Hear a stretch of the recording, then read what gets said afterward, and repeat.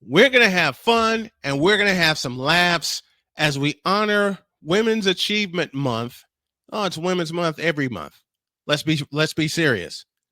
But I have someone very, very special that is coming right about now.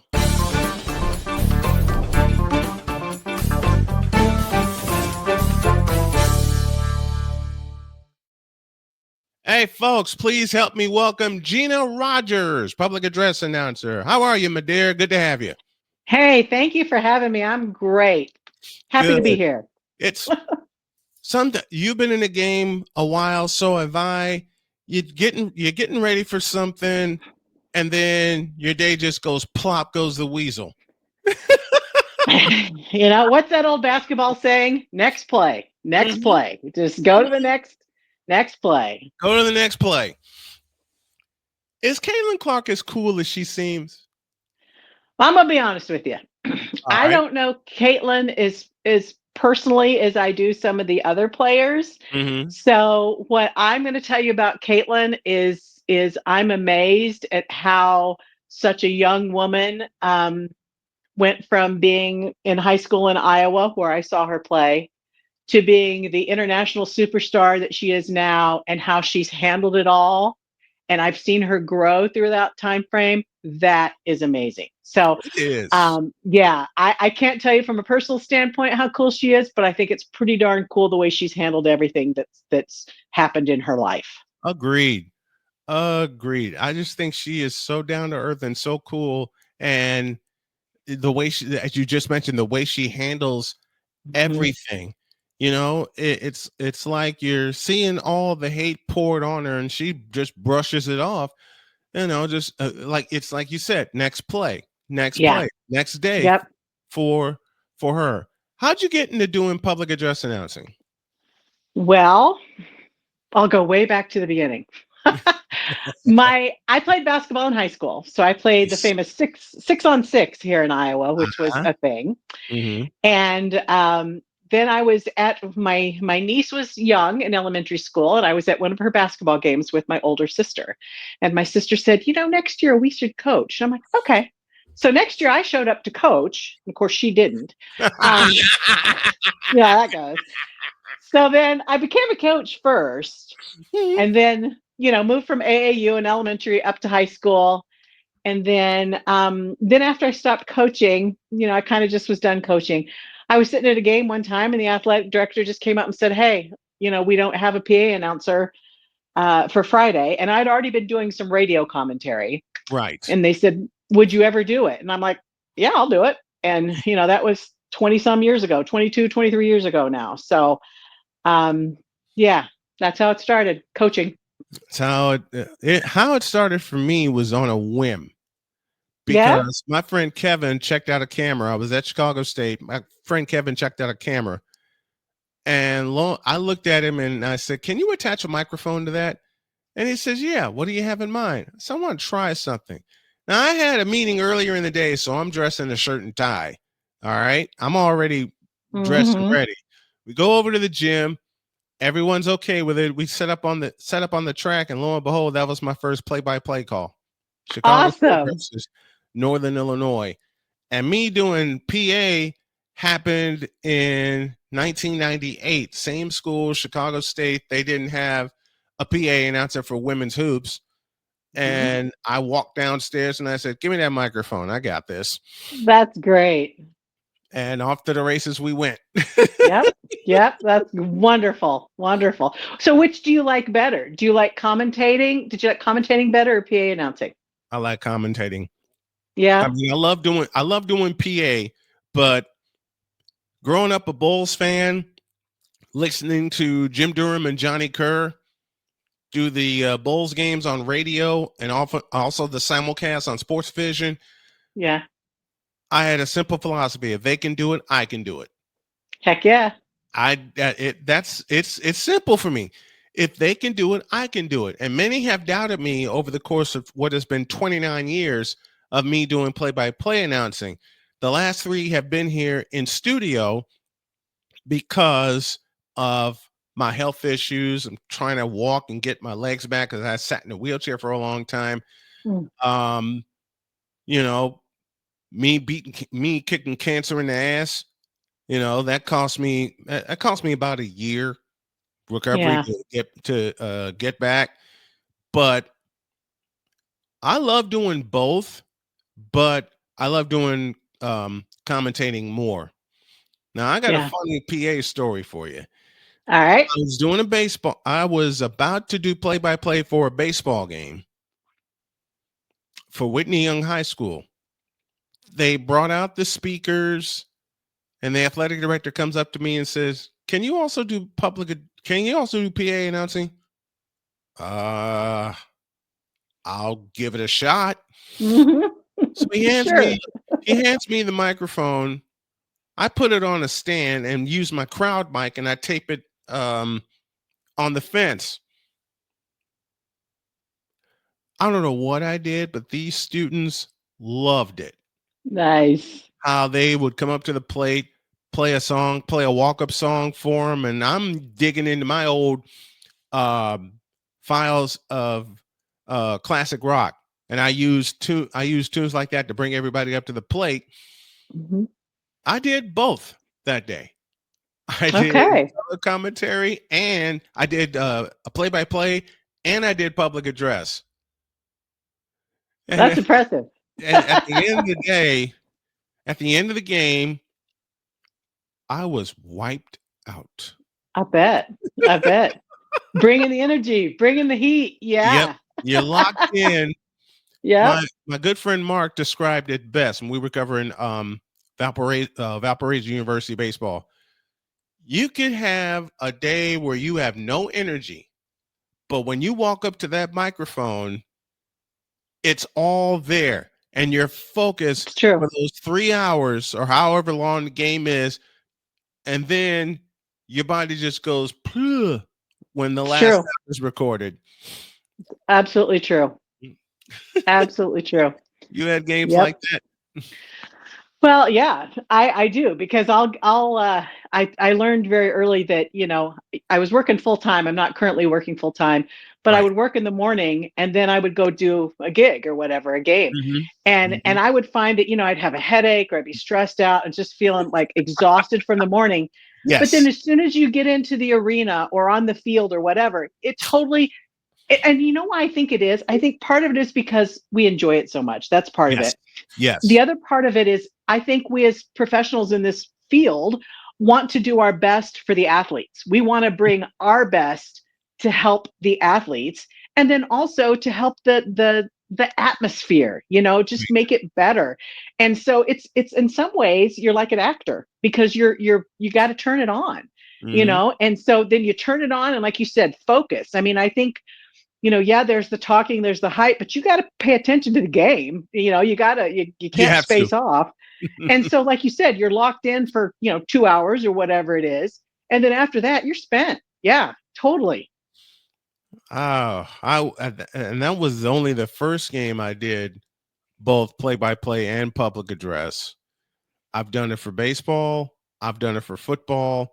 And the game I did for football went two overtimes. Oh my So goodness.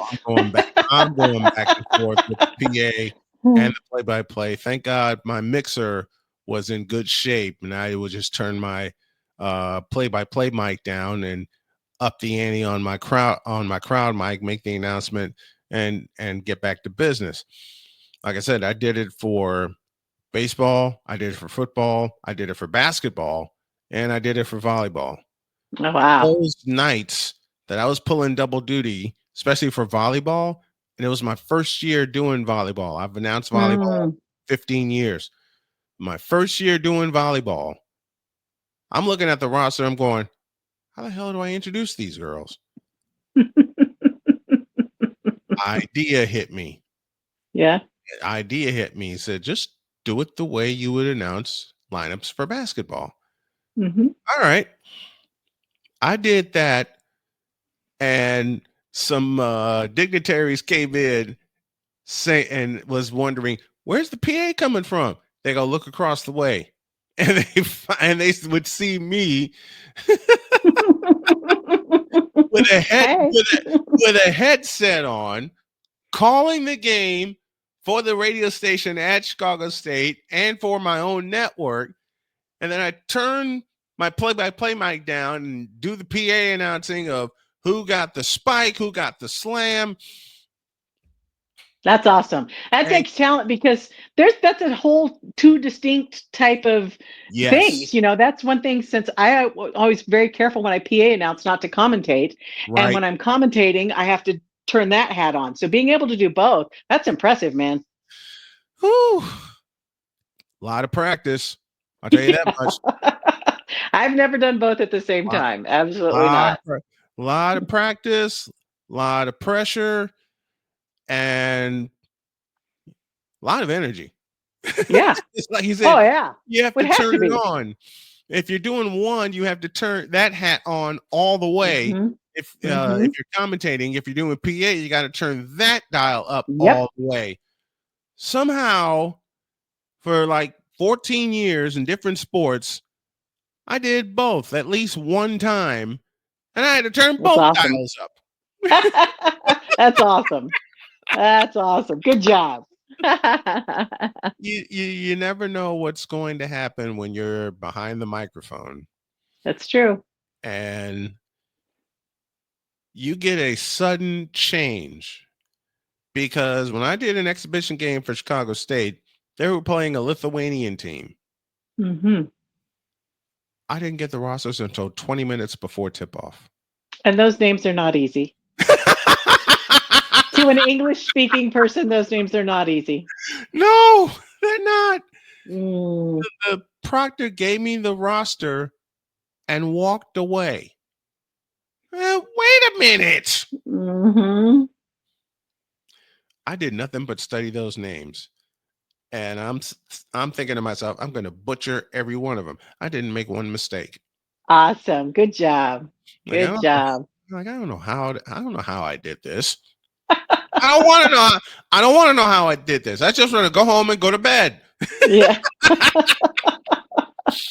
When you were doing when you were doing radio, what's the Hmm. most fun time you had? Be it a game or an atmosphere. What's the most fun time you had? Well, for me, so I started in radio, then I went to TV commentary. So radio commentary would have to have been, so the play-by-play person I worked with was a friend of mine, and I was nervous, and he made it very easy. He said, "Gina, this is just me and you talking about the game. This is just Right, me and you talking about the game." right. Okay, cool. So for me, the most fun was probably the first year we got to go up to state basketball, Iowa girls state basketball, which is a big deal. Yes, And yes. to go to state basketball and to call those games and sit along press row, that whole thing. So it was just the whole experience. And then my play-by-play guy that I worked with, Ryan was very good at, really bringing the enthusiasm when the game got tight. So that gives you the enthusiasm too. Yep. And so it was always fun. And then the more he and I worked together, because we worked together for almost 20 years on and off between TV and radio, we got to be kind of like a brother and sister Yep. thing. So we would give each other, a hard time. And I call him the Mr. History because he would bring out this history stuff of these Ah. little schools. And I'd be like, where did you pull that out? I mean, God, like anybody wants to hear that, and then I'd be over here going, well, the way you break the press is Yeah. you're going to want to, and he's over there going, well, back in 1923, small towns. And I'm like, dude, you know? So we had a lot of fun over the years. I'm not doing as much commentary now, and I do miss it a little bit, but it's because he and I had such a good friendship, and they were such a team at doing it for so long. That was really the fun part. And then going all the schools and seeing all the kids, and Hmm. for me now, I'm working mostly at the D1 level, but I did so much Iowa high school for so long, Yep. to now see these kids that I'm announcing, um, you know, that I announced them in high school, and now they're coaching, or Right. now they're on like Caitlin Clark. I saw her in high school. I was scoring. I was an official scorer when Caitlin was probably a sophomore or a junior. And look at her now. And so it's just, to me, that's the best part, is to just see how they progress and how they mature and how they, or even if they go into something else that's not sports related, Right. just, but for the NCAA, there's a weird thing I do is I go through and I look at the rosters. And I'm like, okay, what Iowa girls are coaches? Okay, here we go. Did they play in Iowa or did they go to the University of Iowa? And then Right. what players are coaches and who am I, or players, did they go to Iowa? Did I see them in high school? Things like that. So seeing that whole progression has been really cool for me. Yeah. Love seeing the progression of the students, high school and college, no matter what field they choose. I Yeah. had a kid when I was covering Michigan City high school football. I was riding solo. Then my beautiful wife, Jody, she's now my wife. She was my girlfriend back then. Jody rode shotgun with me for the last 7 games of the year. And we got all the way to semi-state Nice. before the big one in Indy. No, my wife does. My wife is my producer in the booth. She goes over the slate with me, what commercials I'm playing, what interview I'm playing, and how to do it. But she also brings me this ginormous bottle of water. She sits it in front of me and she recognizes when I'm going to a break. I announce I'm going to a break and she'll just point to the water. Drink it. Drink it. Yep. And another thing that was fun that same year, there was a kid whom I love dearly, Justin Wozniak. I don't know what happened, but when you're calling games with me, I think of fun ways to say the kid's name to get them out there. Yeah, Justin Wozniak came out every time I said it. And every time I said it, especially if we're at home in Ames Field in Michigan City, they see a catch by Wozniak and they're all looking at me. What's he gonna say? They're all they're all looking at me. And they're like, how are we gonna and I say, okay, let's hear it. We're waiting. Eh, Yeah, I that's spit it great. out. In a playoff game, he made a terrific one-handed catch while tumbling to the ground, and I scream out, "One-handed catch, Justin Wozniak!" And the whole booth, from the PA announcer down, is laughing. That's great. That's great. That's great. Well, I think it's great that you worked with your girlfriend slash now wife. I worked with my Yes, husband a couple times. So I was calling football, yes, and we here where I live, they have one large city stadium that the schools kind of all use. hmm And so I was, the only woman. I've been the only woman in a lot of these gigs, the only woman right, that had ever done football there before. And right. the funny thing is you walk in and they're like, she's a woman. But as soon as I say this, ready? As soon as I say, oh, I'm originally from Alabama, and then they go, oh, well, she knows football. It's okay. Yeah, yeah. So it's the truth. It's happened more than once. And I bring my husband with me to be the spotter because I want Right. to have a spotter, Yes. and I would do the offense, he would do the defense. And it worked out great until I realized that he made me more nervous than anybody else. So I had to fire him and get one of my buddies to come in, my coaching buddies to come in because he just made me too nervous. Oh, listen, I understand. Just, I I don't know if I was just so worried totally, about making him I happy and not worried totally about understand. everybody else. I don't know. I totally understand. When my wife is with me, she's my producer in the booth. But one night, I didn't have my spotter. He was very, very sick, and I said, "Baby, I need you to not only be a spotter, but take some stats for me." She says, "All right." I hand her the sheet. I gave her a crash course on how to score everything. It was a football game. Hmm. And a fellow named Lyric McFerrin had a hell of a game that night. She got so caught up in what Lyric McFerrin was doing, she stopped keeping score. I I looked was over watching. and I saw half the page empty, and I said, And I'm just thinking in my mind, that's all right. I got this. She got so excited. And at the end of the game, doing my post game, I said Lyric McFerrin had 19 carries for 225 yards and 4 touchdowns. I went to a break. Jody looks at me and goes, "How the hell did you pull those numbers out?" I was watching, and she starts dying. She starts dying laughing. And she says, "Okay, there's a newspaper guy up here. Let's see how close you were." And I admit to myself, I'm thinking, I'm off.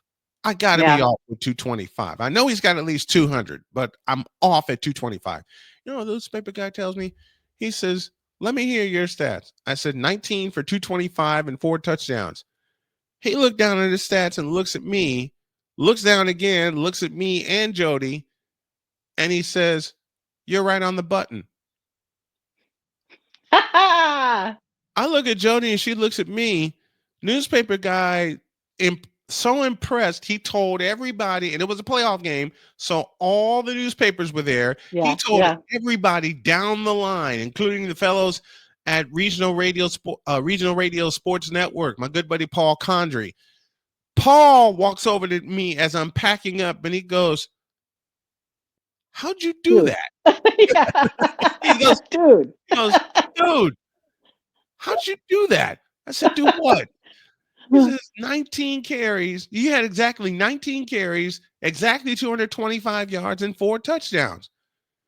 I said, "Paul, I don't know how I've been able to do this in my head for as long as I've been an announcer, but that's what happened." He looked at his notes and he said, "I was off by 1 yard." And see, that's what you're talking about earlier. You were dialed in. You were Yes, focused. Yeah. yes, I You was. I dialed was. in. I was. Absolutely. I was You dialed have in. to be. You exactly. You have to be dialed in Hmm. when you're doing what we're doing. Because I Yeah. looked at your video where you were announcing Caitlin Clark and the Iowa Hawkeyes, and I know that place, Carver Hawkeye Arena, was nuts. That place, oh my gosh, what amazing opportunities. Coach Bluter always said Caitlin's light shines on all of us. And so Mm-hmm. actually before that game, little story about that game.